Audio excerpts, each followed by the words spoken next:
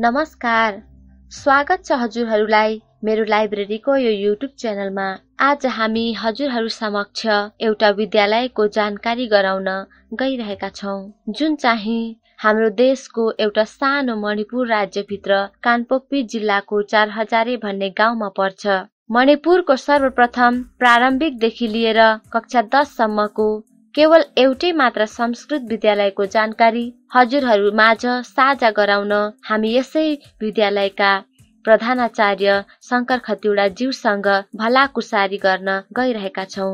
आउनुहोस्, आजको हाम्रो कार्यक्रम यसरी सुरु हुनेछ। नमस्कार, आज हामी सनातन संस्कृत विद्यालयका प्रधानाचार्यलाई भेट्न आइरहेका छौं र आज हामी उहाँलाई यो विद्यालयका बारेमा हामी साथसाथै सबैलाई केही जानकारी गराइदिनुहुन्छ होला भन्ने आशाका साथमा उहाँसँग आज केही वार्तालाप सबै दर्शकहरूका निमित्त राखिरहेका छौँ।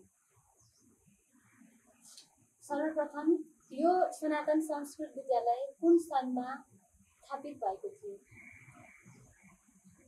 विद्यालयको स्थापना भन्नुपर्दाखेरि वर्तमान अहिले जुन यो स्ट्रक्चर देखिरहेको छ यो 16 फरवरी 1978 मा यसको स्थापना हो। तर यसको स्थापनाभन्दा पूर्व केही यसका पृष्ठभूमिहरू छन्। ती पृष्ठभूमि भनेको सन्तलाबारी भन्ने जुन ठाउँ हो त्यो ठाउँमा धर्मोदय संस्कृत पाठशाला भनेर यो चिज पहिला उहाँ सुरु भइसकेको। कारणवश त्यहाँबाट चल्न नसकेकाले गर्दाखेरि पछि गएर यो ठाउँमा आएर 4000 मा सनातन संस्कृत विद्यालयका नाममा यो स्थापना भयो। 16 फरवरी 1978 सरस्वती पूजाका दिनबाट यसको स्थापना। त्यो बेला यो विद्यालयलाई स्थापना गर्नुको मुख्य उद्देश्य के थियो होला? अब यस विद्यालयको जुन उद्देश्य हो त्यो उद्देश्यलाई पूर्ण विवरण गर्नु त सायद धेरै लामो समय लिन्छ होला, मलाई जहाँसम्म लाग्छ। तर संक्षेपमा भन्ने हो भने यसले संस्कृत संस्कृति र भारतीय जुन सभ्यता हो त्यो सभ्यताको विकास गर्नु अत्यन्तै आवश्यक छ भन्ने दृष्टिकोण लिएर यस विद्यालयको स्थापना भएको। यसमा आजको जुन परिवेश छ यो परिवेश स्थापना गर्ने व्यक्तिले आजभन्दा लगभग 50-55 साल अगाडि नै आउने पिँढीहरूलाई यो चिज यसरी जरुरी हुन्छ र यो चिज हामीले संरक्षण नगरी हुँदैन भन्ने उद्देश्य लिएर सनातन संस्कृत विद्यालयको स्थापना भएको, जसमा संस्कार संस्कृति र संस्कृतको जुन सङ्गम हो त्यसलाई यहाँ समान रूपमा वितरण गरिन्छ। भन्छन् यो विद्यालय सामाजिक दानका रूपमा प्रदान गरिएको हो। विद्यालयको जुन जमिन छ यो जमिन स्वर्गीय नीलप्रसाद उप्रेतीजीले दान गर्नुभयो। अलिकति छोटकरीमा भन्दाखेरि उहाँका घरमा पुराण लगाउने कार्यक्रम भएको थियो र त्यस पुराणमा कथावाचकको रूपमा यसै विद्यालयका संस्थापक तथा अध्यक्ष पण्डित बद्रीनाथ शरण खतिवडा उहाँ कथावाचकका रूपमा हुनुहुन्थ्यो। कथामा दानको महत्त्व आएपछि स्वर्गीय नीलप्रसाद उप्रेतीजीले जमिन म पण्डितलाई दान गर्छु तर एउटा शर्त राखेर कि त्यस जमिनमा आएर तपाईँले घर बनाएर बसिदिनु पर्छ भन्ने कुरा लिएर उहाँले जमिन दान दिने इच्छा जाहेर गर्नुभएको। त्यतिखेर विद्यालयको जुन पहिला सन्तलाबारीमा नभएको जुन एउटा वेदना हो त्यो वेदना उहाँ बद्रीशरण खतिवडाजीसित भइरहेको रहेछ। त्यसले गर्दाखेरि उहाँले मलाई व्यक्तिगत रूपमा नदिएर सामाजिक रूपमा तपाईँले दिनु भन्ने आग्रह गर्दाखेरि स्वर्गीय नीलप्रसाद उप्रेतीजीले पनि त्यस चिजलाई स्वीकार गरेर यो आजको जुन जमिन छ यो त्यतिखेर त्यस्तो दानपत्र लेखिएर संस्कृतका लागि नै उपयोग गरिनेछ भनेर यो चिज उहाँले दान दिनुभएको हो, जसमा आज जुन भवनहरू निर्माण भइरहेका छन् यी सबै पनि सहयोगद्वारा नै निर्माण भएको छ। यसमा अहिलेसम्म कुनै यहाँ सरकारी सम्पत्तिको प्रयोग हामीले आजसम्म गरेका छैनौँ। जति पनि यो चिज समग्र देखिँदैछ यो सम्पूर्ण सहयोगदाताका सहयोगले नै निर्माण भइरहेको छ। आजसम्म विगत 78देखि आजसम्म भन्दाखेरि धेरै लामो अवधि बितिसकेको छ। यो लगभग 43 वर्ष चल्दैछ अहिले। यत्रो अन्तरालमा अहिले चाहिँ यसले आफ्नो स्ट्रक्चर तयार गरेको छ त्यो दान लिनु। पहिला प्रारम्भमा सुरु गर्दाखेरि जुन भवन निर्माण गरिएको थियो त्यो भवन निर्माण पनि यहाँका स्थानीय मान्छेहरूका मद्दतले स्थानीय मान्छेहरूले बनाइदिएको जुन एउटा भवन थियो त्यो भवन विगत भूकम्पमा त्यसको क्षतिग्रस्त भएको छ। तर त्यस पछाडि फेरि विद्यालयले आफ्नो कक्षा चलाउनका लागि यहाँको व्यवस्था दानबाट नै दिएको छ। यसमा विभिन्न व्यक्तिहरू हुनुहुन्छ जसले दानदाताका रूपमा र अहिले जुन कार्यालयका रूपमा हामी प्रयोग गरिरहेका छौँ र सहित 3 कमरा जुन छन् तिनीहरू CRPFले माने सिभिक एक्सन प्रोग्राम भन्छ त्यसका अन्तर्गत निर्माण गरिएको छ। बाँकीहरू सबै यसको अगाडिको वाल साइडको यिनीहरू सहयोगदाताका सहयोगले आजसम्म चलिरहेको छ। यस विद्यालयमा कक्षा कतिदेखि कतिसम्म कुन मिडियममा पढाइने गरिएको छ? अहिलेसम्म कक्षा शिशु ए जसलाई हाम्रो नर्सरी भन्ने गर्छौँ, यहाँ विद्यालयमा त्यसलाई शिशु ए भन्ने गरेका छन्। शिशु ए देखि लिएर कक्षा 10 सम्मका विद्यार्थीलाई यहाँ अहिलेसम्म हामीले पढाउने गर्छौँ। यसको माध्यम पढाउने माध्यम जुन हो त्यसलाई हामीले भाषा विशेषमाथि विशेष फोकस नगरेर विद्यार्थीले सजिलो गरी कुन भाषामा बुझ्छ त्यसलाई धेरै प्राथमिकता दिने गरेको छ। जसमा अहिले 3टा भाषा प्रयोग हुन्छ। एउटा संस्कृत, अर्को स्थानीय भाषा र अर्को अङ्ग्रेजी। यी 3टा भाषाको प्रयोग गरेर हामी यहाँ विद्यार्थीहरूलाई अध्यापन गर्ने काम गर्छौँ। आजको जमानामा जताततै अङ्ग्रेजीको माध्यमद्वारा पढाइरहेका छन्। यस्तो समयमा पनि हजुरहरूले यहाँ संस्कृत पढ्नको लागि कसरी प्रोत्साहन गर्नुभयो?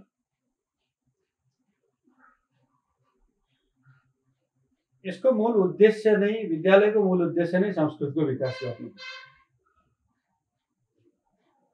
त्यसले गर्दाखेरि हामी विद्यार्थीहरूलाई केवल संस्कृत मात्रै पढ्नुपर्छ भन्ने कुरा गर्दैनौँ। समग्र आधुनिक भाषाहरूसँग संस्कृतको अध्ययन गराइन्छ।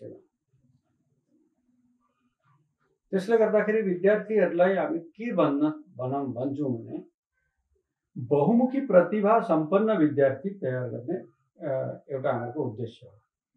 विद्यालयको उद्देश्य जुन हो त्यो बहुमुखी प्रतिभा सम्पन्न बनाउनु। त्यसैको प्रतिफलले होला आजसम्म विद्यार्थीहरू हामीले पाइरहेका छौँ, भेटि नै रहेका छौँ।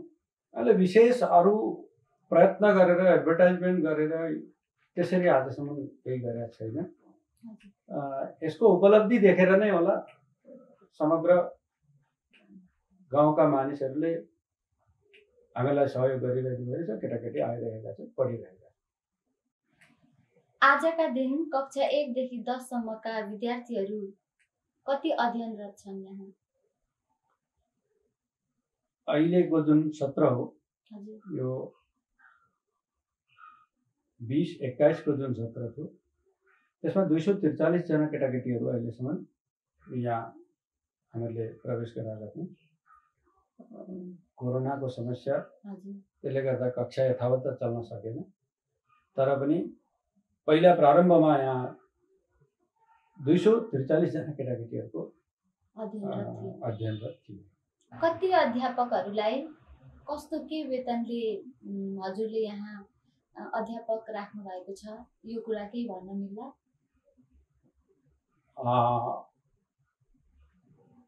आयो समस्याको जड। हजुर यसमा हामीहरू के भन्छौँ भने अहिले 18 जना नियमित अध्यापक र हजुर 4 जना अंशकालिक अध्यापकका रूपमा हामी 22 जनाको सङ्ख्या यहाँ छ।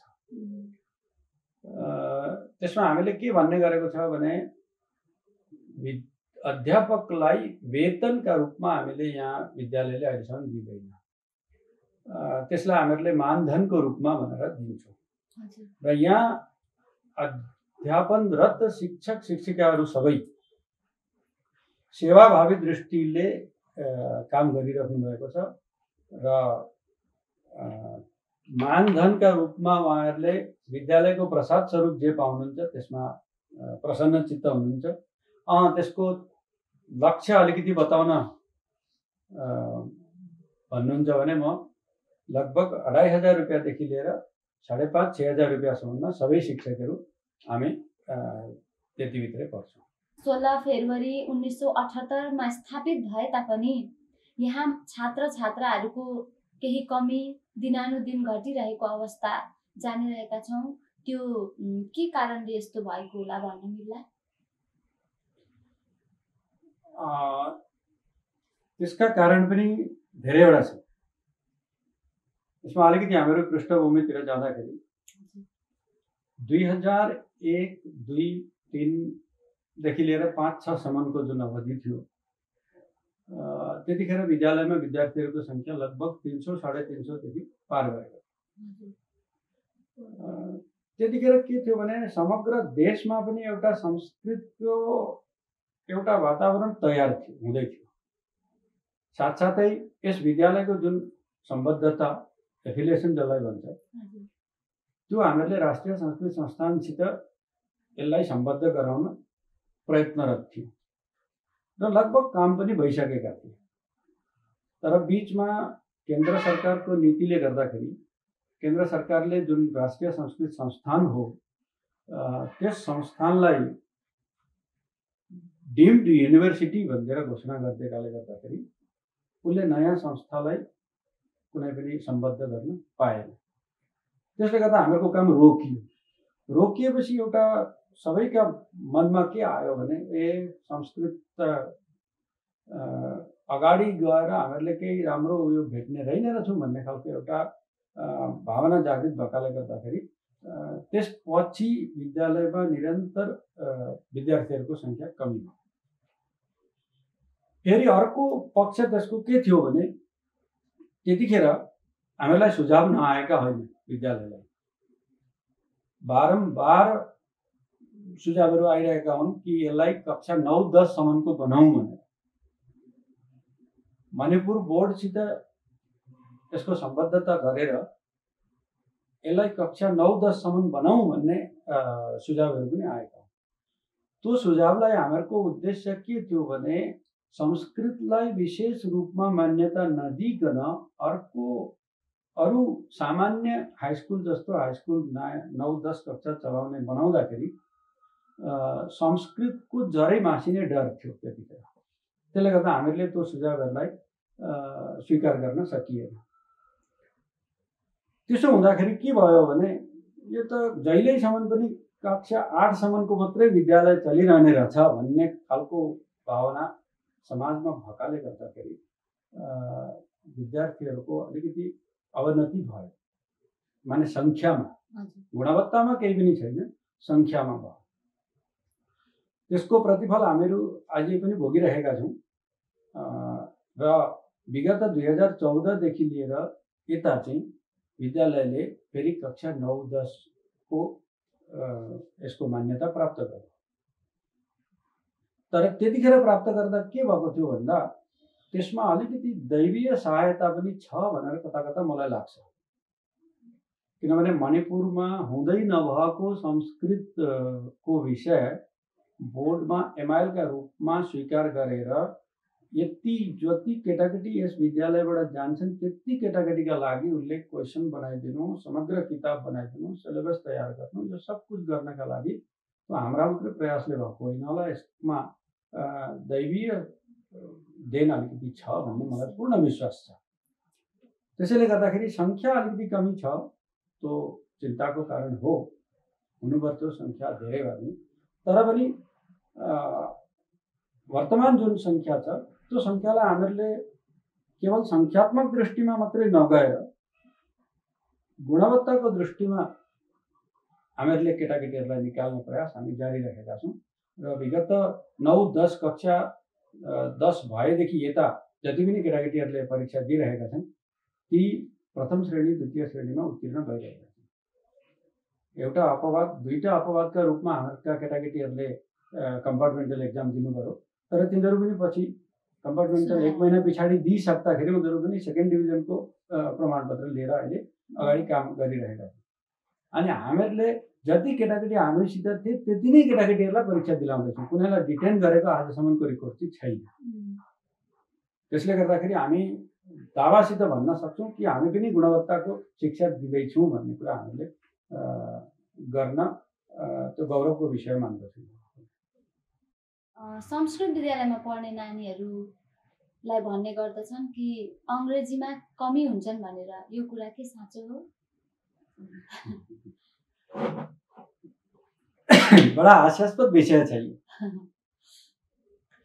यो विषय अत्यन्त मलाई चाहिँ लाग्छ हास्यास्पद विषय हो।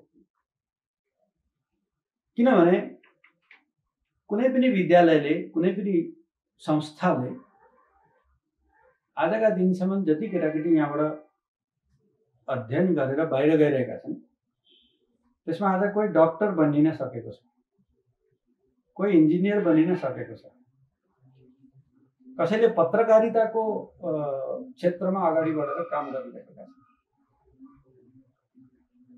विभिन्न आयामहरूमा केटाकेटीहरू यहाँबाट गइरहेका छन्। आजसम्म त मैले सुनेको छुइनँ कि म इङ्ग्लिस नभएकाले गर्दाखेरि, विद्यालयमा इङ्ग्लिस नपढाएकाले गर्दाखेरि मलाई यस्तो साह्रो पऱ्यो भन्ने कोही विद्यार्थीले आजसम्म मलाई त भनेको छैन। पहिलो कुरा।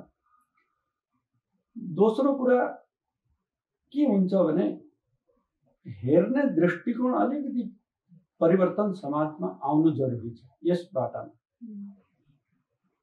बेला बेला मलाई अत्यन्त दुःख पनि लाग्छ कि विद्यालयका विद्यार्थीहरू अङ्ग्रेजीमा कमजोर हुन्छन् भनेर सुन्छु कतै कतै, कसैले कुरा गरेको सुन्दा मलाई अत्यन्त दुःख पनि लाग्छ। किन चाहिँ भनेर मैले कारणलाई राम्ररी खोजेर हेर्दाखेरि भरे अन्ततोगत त्यसको कारण चाहिँ के देखिँदो रहेछ इङ्ग्लिसमा कमजोर हुन्छन् भनेको चाहिँ भने त्यो नानीले इङ्ग्लिस बोल्दिएन अरे। ठुलो समस्या चाहिँ त्यति नै रहेछ। अब त्यति समस्यालाई हामीहरूका विद्यालयमा पढ्ने विद्यार्थीहरूले, साना साना क्लास 5, 6, 7 मा पढ्ने केटाकेटीहरूले घरमा उसका साथीहरूसित भेट्दाखेरि इङ्ग्लिसमा बोलिदिएन भन्ने खालको दुःख दुखेसो कोही गार्जेनहरूले राखेको पनि छ म समक्ष। तर त्यसको चाहिँ मैले एउटा मेरो आफ्नो विचार हो, जहाँसम्म असत्य हुन पनि सक्छ, म सबै स्वरै आना सही हुँ भन्न म भन्दिनँ। तर यसमा के छ भने हामीले अलिकति केटाकेटीहरूको बुद्धिको, केटाकेटीहरूको सामाजिक विकासको, केटाकेटीहरूको चिन्तन शक्तिको र केटाकेटीहरूको क्रिएटिभिटी जुन हो, रचनात्मक जुन सिर्जना हो, त्यो सिर्जनालाई अलिकति हेर्नु जरुरी हुन्छ। आज विद्यालयमा पढ्ने नानीहरू चाहिँ इङ्ग्लिस बोलेनन् भन्दाखेरि हामीलाई साह्रै दुःख लाग्छ। हुन सक्छ त्यो एउटा पक्ष हो, एउटा पाटो पनि होला, आफ्नो आफ्नो सोच हो, आफ्नो आफ्नो विचार हो। तर अर्को पक्ष चाहिँ म चाहिँ फेरि के भन्छु भने धेरै ठाउँ हामीले त्यो चिज देख्न पाइरहेका छौँ। यहाँ हामीहरूका विद्यालयका केटाकेटीहरू कक्षा 3 मा, 4 मा, 2 मा, 5 मा, 7 मा पढ्ने केटाकेटीहरूलाई एउटा ग्रेजुएसन गरिसकेका मान्छेलाई यो नानीलाई ट्युसन पढाइदिएन भन्दाखेरि चाहिँ उचित सक्दिनँ भन्ने यस्तो पनि हामीले भेटेका छौँ। कारण के त भन्दा मैले त इङ्ग्लिस स्कुलमा पढेको हुँ, म यो सब जान्दिनँ। जबकि एउटा ग्रेजुएसन गरेका मान्छेले क्लास 3-4 का केटाकेटीलाई पढाउन सकिन भन्नु चाहिँ शरम हुँदैन र हामीहरूका क्लास 3-4-5 पढ्ने केटाकेटीले इङ्ग्लिस बोल्दैन भन्दा चाहिँ शरम गर्नु हुने भन्ने कुरा यो जुन मनस्थिति हो मनस्थितिको खेल हो यो जहाँसम्म मलाई लाग्छ यो मनस्थितिको खेल हो वास्तविकता यसमा केही पनि छैन हुन्थ्यो भने आज 2014 देखि लिएर यता त हामीहरूले जुन दिनदेखि क्लास 10 को जुन सम्बद्धता पायौँ एफिलिएसन पायौँ बोर्डसित त्यहाँदेखि यता त हामीहरूका केटाकेटी गएर परीक्षा दिइरहेका छन् त्यसमा उल्लेखनीय छ म्याथमेटिक्समा 80% लिएर पास गरेको केटाकेटी छन् इङ्ग्लिसमा 80% लिएर पास गरेको लेटर मार्क लिएर पास गरेका केटाकेटीहरू छन् संस्कृतमा 80% लिएर पास गरेका केटाकेटीहरू छन् नेपालीमा स्टेट टपर निक्लेका दुई खेप केटाकेटीहरू यहाँ छन्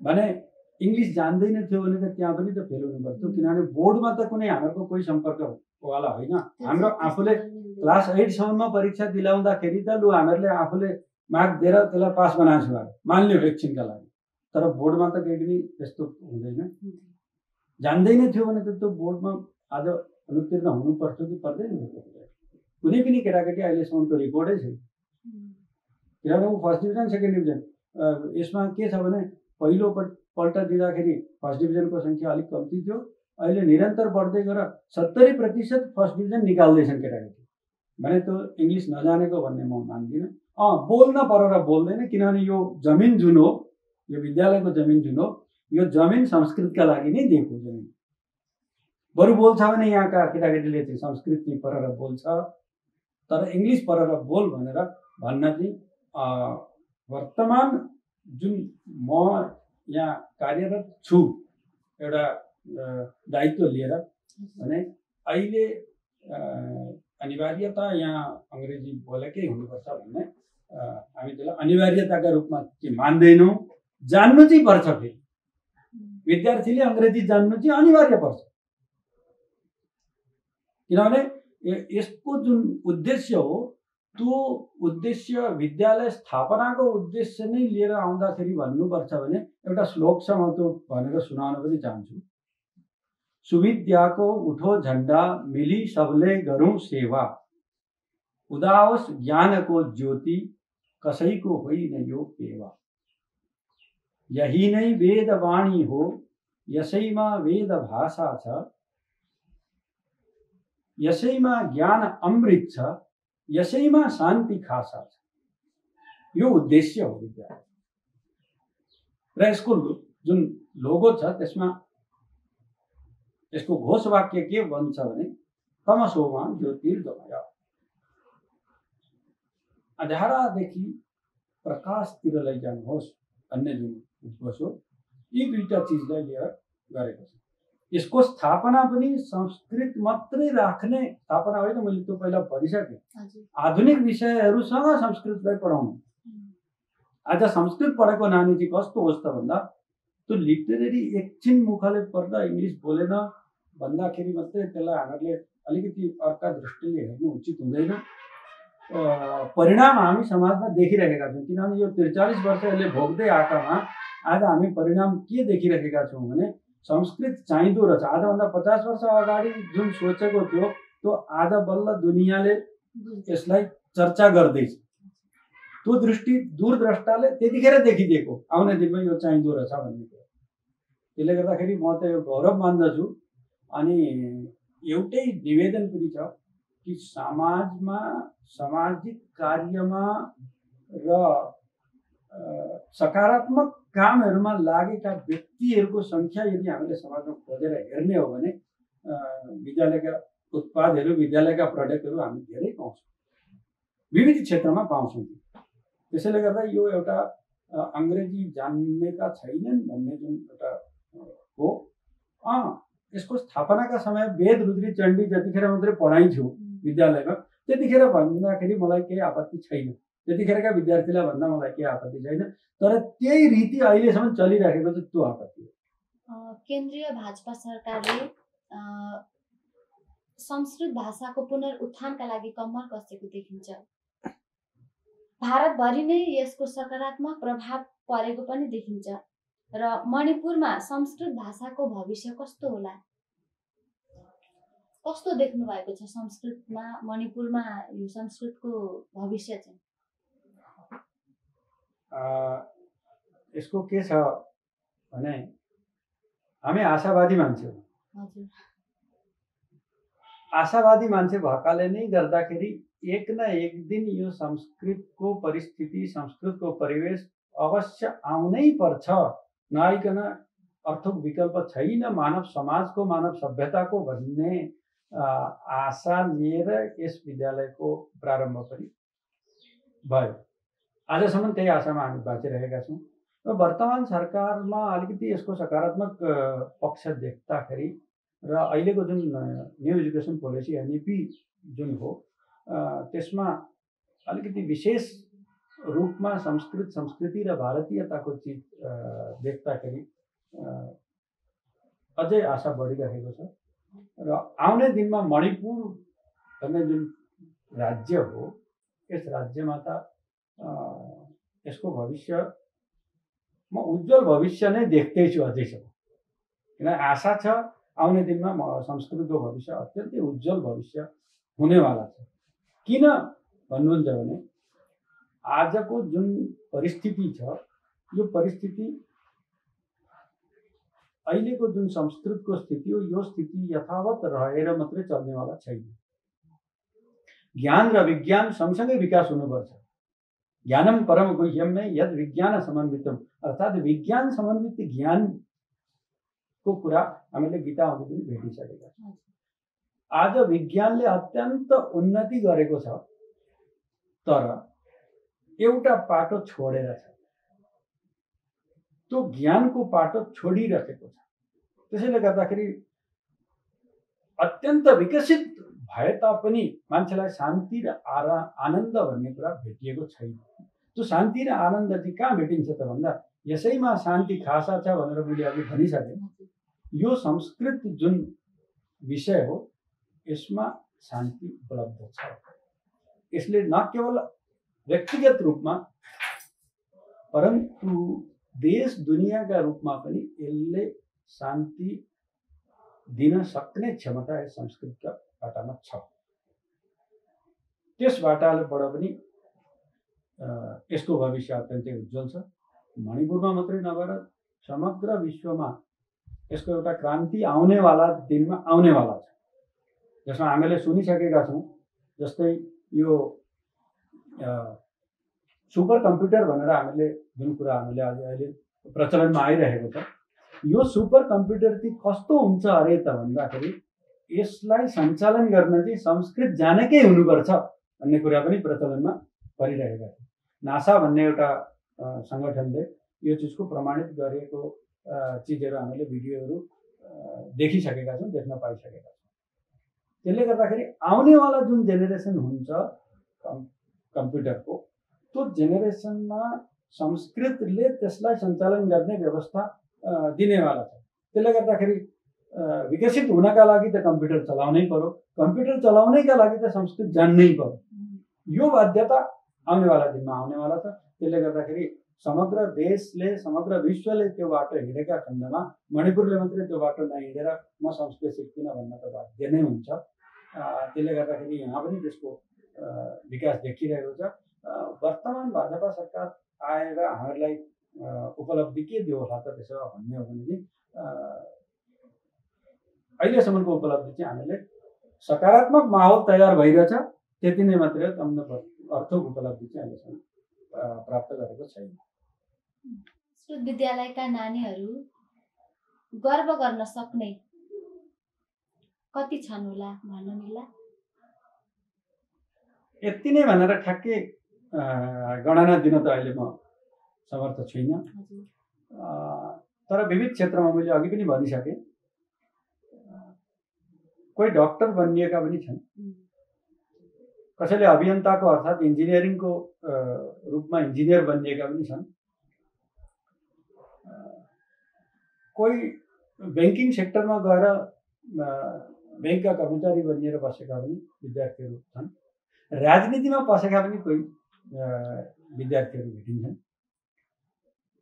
र त्यति मात्रै नभएर सामाजिक क्षेत्रमा हेर्ने हो भने धेरै मान्छे कहाँ भेटिन्छन् विद्यालयबाट पढेर गएका केटाकेटी भने सामाजिक क्षेत्रमा सामाजिक कार्यकर्ताका रूपमा भेटिने विद्यार्थीहरू धेरै छन्। अर्को जुन हाम्रो समाजभित्र जुन कर्मकाण्डको पद्धति छ त्यस कर्मकाण्डका पद्धतिमा पनि धेरै विद्यार्थीहरू विद्यालयका प्रडक्ट अहिलेसम्म उत्पादहरू उपलब्ध छन्। विशेष गरेर मणिपुरमा भन्ने हो भने त लगभग सबै छन् भन्दा अत्युक्ति हुँदैन होला जहाँसम्म लाग्छ मलाई। ज्योतिष र कर्मकाण्डका रूपमा हेर्ने हो भने आजका दिनमा जति पनि हामीहरू गुरुजीहरू भेट्छौँ कुनै न कुनै दृष्टिमा विद्यालयसित सम्पर्क भएकै छ उहाँ। त्यसैले गर्दाखेरि विद्यालयमा हामीहरू विशेष रूपमा एउटा कक्षा पनि चलाउने गरेको छ जसलाई हामीहरू वैदिक कक्षा भन्छौँ। रुचि गर्ने विद्यार्थीहरूलाई दुर्गा सप्तशती अर्थात् त्यसलाई हामीहरू चण्डीको किताब भन्छौँ, चण्डीको पाठ गराउनु या अष्टाध्यायी भनेर रुद्रीको अध्ययन गराउने पनि काम हामीहरू विशेष रूपमा विद्यालयमा गरिरहेका छौँ। जति पनि विद्यार्थीहरू छन् हजुरले गर्व गर्न सक्ने, उनीहरूले सर्वप्रथम त यहाँबाट सामाजिक कार्य गर्नको लागि सक्षम बनाउनु भएको छ। यो एकदमै खुसीको कुरा हो। र अगाडि हजुरले भनिसक्नुभयो कोही डाक्टर, कोही इन्जिनियर, कोही यही ज्योतिषको कार्यहरूमा सबै विद्यालयमा सम्पर्कमा रहेका छन्। सम्पर्ककै कारणले आज उनीहरू पनि सफलसँगले जीवन बिताइरहेका छन्। यो एकदमै राम्रो प्रश्न थियो, हजुरले राम्रोसँगले यसलाई भन्नुभयो। संस्कृत भाषा सिक्न एकदमै गाह्रो मान्छन् नि, यो अप्ठ्यारो भाषा हो भन्ने सोच्छन्, यो किन यस्तो भनेका होला? यो पनि अपवादै हो। हामी चाहिँ के भन्छौँ भने अपठितम सकलमेव शास्त्रम दुरूहम, अनभ्यस्ता सकलापि भाषा कठिनैव। हामीले संस्कृतलाई मात्रै भन्दैनौँ, जुन भाषा सिकिँदैन त्यो भाषा कठिन हुन्छै हुन्छ अवश्य। नपढेको भाषा साह्रो लाग्छै लाग्छ, अभ्यास नभएको भाषा साह्रो लाग्छै लाग्छ। अब अभ्यास नगरिकन यो संस्कृत साह्रो छ भनेर परैबाट हेर्दा मात्रै त त्यो साह्रो हुन्छ नै, स्वाभाविक हो। त्यो साह्रो हुनु त्यसमा केही धेरै अप्ठ्यारो चिज केही पनि छैन। तर जसले पढ्दै गरेका मान्छेलाई यदि हामीले प्रश्न गर्नु हो भने संस्कृत साह्रो हो कि होइन भन्ने हो भने चाहिँ संस्कृत साह्रो होइन। यसको एउटै मात्रै उदाहरण म दिन चाहन्छु। संस्कृतमा जस्तो लेखिन्छ त्यस्तै उच्चारण गरिन्छ, जस्तो उच्चारण गरिन्छ त्यस्तै लेखिन्छ। त्यहाँभन्दा सजिलो भाषा अर्को दुनियाँमा फेरि छैन पनि। बोल्न उच्चारण एक थोक गर्ने, लेख्न अर्को थोक गर्ने, त्यस्तो हुँदैन संस्कृतमा। त्यही भएर यो भाषा त अत्यन्त सजिलो छ। देख्नका लागि देखेर हो भने त अब नसिक्नेलाई अप्ठ्यारो लाग्नु स्वाभाविकै हो। त्यसमा त्यत्रो धेरै मेरो केही भन्नु पनि छैन। मैले अघि भनिहालेँ, अपठितम सकलमेव शास्त्रम दुरूहम। नपढेको चाहिँ सबै शास्त्र कठिन नै हुन्छ। अनभ्यस्ता सकलापि भाषा कठिना। जसले अभ्यस्त गरेको छैन, जसलाई सिकेको छैन भने त्यसलाई जे पनि कठिन नै हुन्छ। केवल संस्कृत मात्रैलाई आक्षेप लगाउन यसलाई चाहिँ मिल्दैन। सनातन संस्कृत विद्यालयमा संस्कृत विषयलाई पढ्ने केवल नेपाली मात्रै छन् कि अरू भाषाका पनि छन्? होइन, यसमा नेपाली मात्रै छन् भन्न पाइँदैन। यहाँबाट हामीले पहिले पनि धेरै आफ्ना क्षेत्रका जनजाति, जसलाई कुकी जनजाति भन्छौँ हामीले, त्यो जनजातिका केटाकेटीहरू पनि धेरै अध्ययन गरेर यहाँबाट गइसकेका छन्। हो, उच्च शिक्षासम्म उनीहरूले पुग्न सकेको थिएनन्। हामीहरूसित पनि त्यस्तो साधन थिएन, कक्षा 8सम्म मात्रै थियौँ त्यतिखेर। त्यसले गर्दाखेरि यहाँ उनीहरू अगाडि बढ्न नसकेका हुन्। एउटा विद्यार्थीले प्राकशास्त्रीसम्मको परीक्षा दिएको छ, जो यहाँको कुकी जनसमुदायबाट तिनलाल भन्ने नाम हो, उसले गरेको हो। र अहिले वर्तमान सत्रमा पनि 9 जना केटाकेटी यहाँ ट्राइबल जनजातिहरूका अथवा कुकी समुदायका केटाकेटीहरू छन्। मणिपुरीहरू पनि छन् यहाँ। त्यही भएर एउटै मात्रै नेपाली भाषीहरूको मात्रै हो भन्न त्यो मिल्दैन। यसले त समाजलाई एकत्रित ल्याउने, समाजका कुरीतिहरूलाई पन्छाउने उद्देश्य लिएर सुरु गरेको। त्यसले गर्दा हामी स्वागत गर्छौँ जसुकैलाई। यहाँ कुनै वर्ग, वर्ण, जाति, प्रथा, सम्प्रदाय, यो ऊ त्यो केही छैन। यहाँ जे छ आउँछ, संस्कृत पढ्न आउँछ। एउटै अनिवार्यता छ यहाँ, के भने सनातन संस्कृत विद्यालयमा प्रवेश लिन्छ कसैले भने त्यसले संस्कृत चाहिँ पढ्नै पर्छ। यो अनिवार्यता हो। संस्कृत सँगसँगै अरू सबै पढ्नुपर्छ, त्यो फाइदा हो। संस्कृत अनिवार्य पढ्नै पर्छ। म संस्कृत पढ्दिनँ, म अरू मात्रै विषय पढ्छु भन्न चाहिँ विद्यालयमा चाहिँ अहिलेसम्म त्यसको अनुमति दिन सकेका छैन यो संस्कृत विद्यालयबाट। हामीले पनि सुनेका छौँ कि विद्यालयमा शुल्क एकदमै कमी छ। केटाकेटीहरूबाट शुल्क धेरै नै कम्ती मात्रामा, मतलब त्यसको राशि कम छ। यस्तो अवस्थामा पनि विद्यालयका शिक्षक शिक्षिकाहरूलाई कसरी मानधन दिँदै आउनु भएको छ, कसरी सक्नु हुँदैछ यो? यसमा विद्यालयका विद्यार्थीहरूबाट शुल्क लिएर मात्रै विद्यालय पालिएको थिएन पनि। धेरै वर्ष अघिबाट राष्ट्रिय संस्कृत संस्थान भन्ने एउटा संस्थाद्वारा केही अनुदान दिने गरेको छ। त्यो एउटा विद्यालयको आयको साधन हो। र अर्को 2018बाट यता भूकम्पले पीडित भएपछि विद्यालय अत्यन्त दयनीय अवस्थामा परेको छ। भवन निर्माण आफै गर्नु परेकाले, विद्यालयले स्वयं गर्नु परेकाले गर्दाखेरि त्यो आर्थिक अवस्थामा अत्यन्तै साह्रो परिरहेको छ। वर्तमान पनि त्यो चलि नै रहेको छ अहिलेसम्म पनि। तर शिक्षक शिक्षिकाहरूलाई अनुदान दिने अथवा मानधन दिने जुन कुरा हो, त्यो कुरामा वर्तमान जो सांसद राजु विष्टजी हुनुहुन्छ, उहाँले 2018मा सूर्य फाउन्डेसनका माध्यमबाट उहाँकै नेतृत्वमा जयप्रकाश अग्रवालजीसित परामर्श गरिकन हामीलाई जुन सहयोग सूर्य फाउन्डेसनले गर्न थालेको छ, त्यसले गर्दाखेरि आज विद्यालय हामीले खुला देख्दैछौँ। नभए त लगभग सबैलाई बिदा दिएर ताला लगाउने स्थितिमा विद्यालय पुगिसकेको थियो। र अहिले पनि यसको जुन निर्माणको जुन ऋण हो त्यो त यथावत बनिरहेकै छ। तर शिक्षक शिक्षिकाहरूलाई दिने जुन राशि हो त्यो अलिकति केही सहयोग त्यताबाट प्राप्त भएकाले गर्दाखेरि अहिले हामीले विद्यार्थीहरूबाट शुल्क नलिए तापनि शिक्षकहरूलाई अलि थोरै मानधनका रूपमा दिएर त्यो सञ्चालन भइरहेको छ। र जुन सूर्य फाउन्डेसनको जुन सहयोग हो त्यस विद्यालयप्रति, त्यो अत्यन्तै अविस्मरणीय समयबाट प्रारम्भ भएकाले गर्दाखेरि हामीहरूलाई कहिले पनि विद्यालयका इतिहासमा त्यो कहिले पनि विस्मृत हुने चिजै छैन। जसले गर्दा विद्यालय एकदमै बन्द हुन आँटेको विद्यालय आज जीवित छ। यसलाई अगाडि प्रगति कसरी गर्ने हो, के गर्ने हो, त्यसका विभिन्न फेरि आयामहरू खोजी ठिक पार्नुपर्ने छन्। तर अहिले चाहिँ वर्तमान समयमा चाहिँ यो यथावत चलिरहनका लागि चाहिँ शिक्षकहरूको मानधन जुन लकडाउन पिरियडमा भयो त्यसमा चाहिँ उहाँकै सहयोगले हामी अहिलेसम्म सञ्चालन गरिरहेका छौँ। जति पनि प्रश्नहरू भए आज, तीदेखि बाहेक हजुरलाई केही 2-4 कुरा राख्न इच्छा छ भने राख्न सक्नुहुन्छ। लगभग त तपाईँका प्रश्नमा सबै चिज समावेश भइसकेकै छ। यहाँ मैले विशेष गरेर राख्नुपर्ने कुरा त केही देख्दै छुइनँ।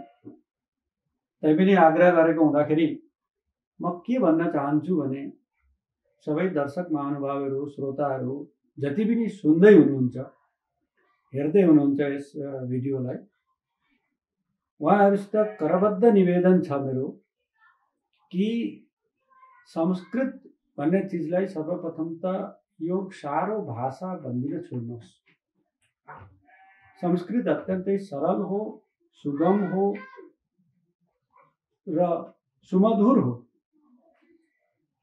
सरला सरसा भाषा संस्कृत भनेर भनिन्छ र यस्तो खालको एउटा विद्यालय जो यस भारतवर्षका पूर्वोत्तर प्रान्तमा छ, जहाँ प्राथमिक कक्षादेखि लिएर संस्कृतको अध्ययन अध्यापन गरिराखेका छौँ, गराइराखेको छ।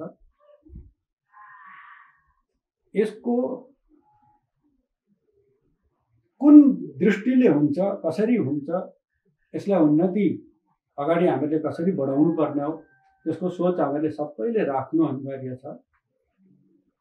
यसरी नै सहयोग गर्नुहुन्छ भन्ने कुरा मेरो केही पनि होइन विशेष, तर कसरी गर्न सकिन्छ, कस्तो प्रकारले गर्न सकिन्छ, त्यसरी हामीले सहयोग गर्न अनिवार्य छ।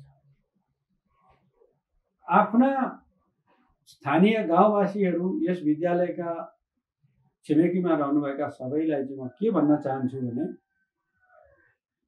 न्यूनाति न्यून घर परिवारबाट एउटा सदस्य विद्यालयमा पढाउन पठाइदिनुहोस्। कमसेकम घरबाट एउटा मान्छेले पनि विद्यालयमा आएर विद्या अध्ययन गरेको छ भने त्यसको परिणाम हामीले आज तत्कालै भोलि नै नदेखिए तापनि आउने भविष्यमा तपाईहरुले त्यसको परिणाम अवश्य देख्नुहुनेछ।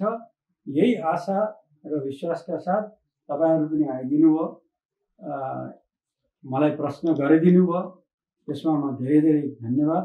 र आज मकर संक्रान्तिको पनि शुभ अवसर परेको हुँदाखेरि सबैलाई मकर संक्रान्तिको पनि धेरै धेरै शुभकामना दिँदै यति नै भन्न चाहन्छु। यो अमूल्य समय हजुरले हामीलाई दिनुभएकोमा हाम्रो तर्फबाट पनि हजुरलाई धेरै धेरै धन्यवाद र मकर संक्रान्तिको पनि हार्दिक मङ्गलमय शुभकामना दिँदै आजको हाम्रो यो वार्तालाप यही समाप्त गर्दछौँ। धन्यवाद। नमस्कार।